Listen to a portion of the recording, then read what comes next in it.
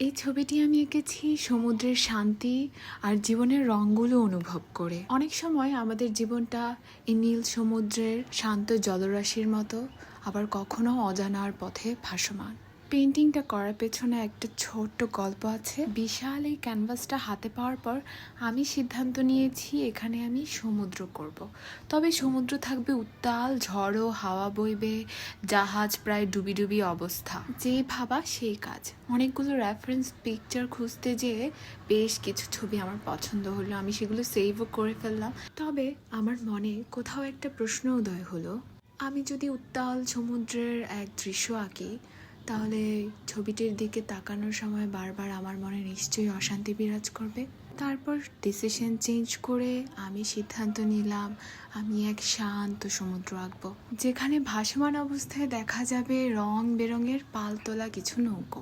প্রতিটি নৌকোর রং থাকবে আলাদা আলাদা, ঠিক যেন আমাদের স্বপ্নের মতো। কিছু কিছু নৌকো তাদের গন্তব্যে পৌঁছতে পেরেছে, আবার কিছু কিছু এখনো তাদের যাত্রাপথে।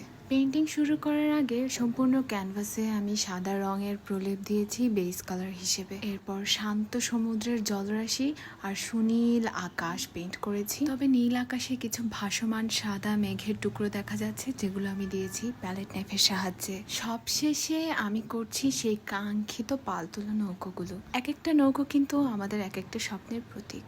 আমি তুলি চালিয়েছি খুব ধীরে, যেন রঙের ভেতরে বয়ে যায় নিঃশব্দ ঢেউ। কোনো শব্দ নেই, শুধু ঢেউ, রং, আলো আর প্রতিফলন। হয়তো এটাই আমার ধ্যানের এক মুহূর্ত, যেখানে সময় থেমে থাকে, মন শান্ত হয়। লাল রঙের এই পালটা সাহসের প্রতীক। লালের পাশাপাশিও এখানে আমি হালকা কমলা আর হলুদের মিশ্রণের প্রলেপ দিয়েছি। নৌকোর পালের প্রতিফলন এই পেন্টিংয়ের সৌন্দর্য আরো বহু গুণে বাড়িয়ে দিয়েছিল। পাশেই হলুদ রঙের পালটা বয়ে নিয়ে যাচ্ছে আনন্দ, তবে হলুদ রঙের মধ্যেও রয়েছে সাদা আর কমলার প্রলেপ। এরপরে বেগুনি, সাদা সহ আরও বেশ কয়েকটি পালতোলা নৌকা এঁকেছি। সবশেষে এখানে আমি কালার বার্নিশ ইউজ করেছি, যেটা পেন্টিংকে চকচকে ভাব ধরে রাখতে সাহায্য করে। দেন বার্নিশ শুকানোর পর এটাই ছিল আমার পেন্টিংয়ের final look. Finally I want to say that এটা শুধু আমার একটা পেন্টিং না, এটা আমার মনের প্রতিচ্ছবি। If you guys like it then let me no.